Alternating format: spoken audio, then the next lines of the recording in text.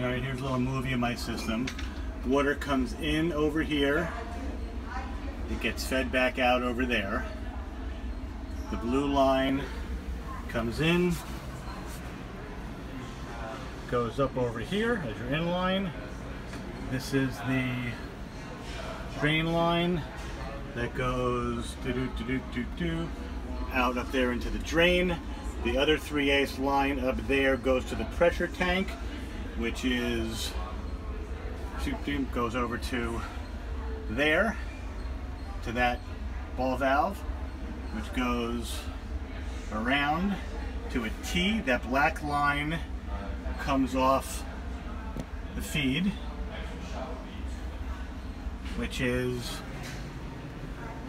comes out over here, goes through a final alkaline stage filter. There's the black line that then goes down and gets hooked into the T, and the upper line over here goes to the pressure tank, and this goes to the feed, which is going up there.